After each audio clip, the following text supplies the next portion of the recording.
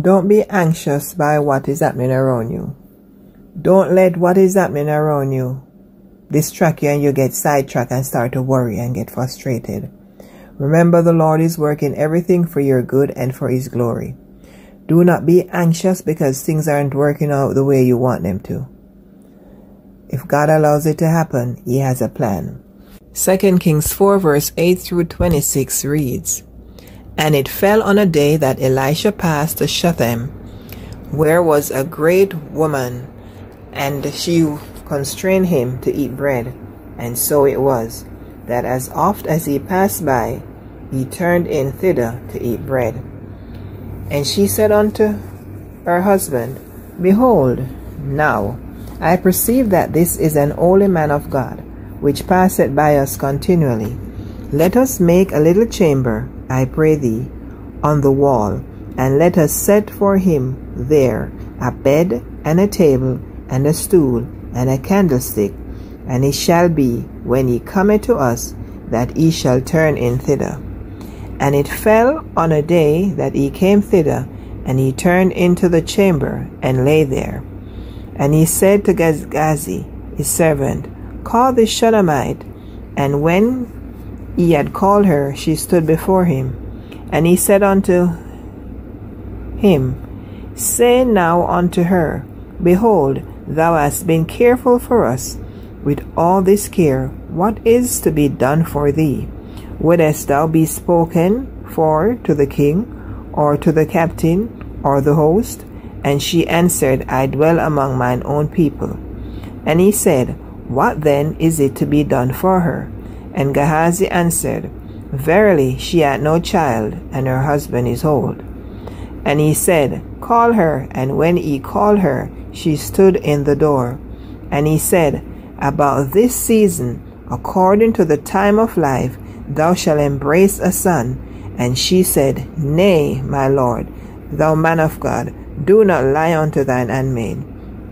And the woman conceived and bare a son at that season that Elijah had said unto her, according to the time of life. And when the child was grown, it fell on a day that he went out to his father to the reapers. And he said unto his father, My head, my head. And he said to the lad, Carry him to his mother. And when he had taken him and brought him to his mother, he sat on her knees till noon, and then died. And she went up and laid him on the bed of the man of God, and shut the door upon him, and went out. And she called unto her husband, and said, Send me, I pray thee, one of the young men, and one of the asses, that I may run to the man of God, and come again. And he said, Wherefore wilt thou go to him today? It is neither new moon nor Sabbath. And she said, It shall be well. Then she saddled her an ass, and said to her servant, Drive, and go forward. Slack not thy riding for me, except I bid thee. So she went and came unto the man of God to Mount Carmel. And it came to pass, when the man of God saw her afar off, that he said to Gehazi, his servant, Behold, yonder is that Shunammite. Run now, I pray thee, to meet her, and say unto her, It is well with thee? Is it well with thee? Is it well with thy husband? Is it well with the child?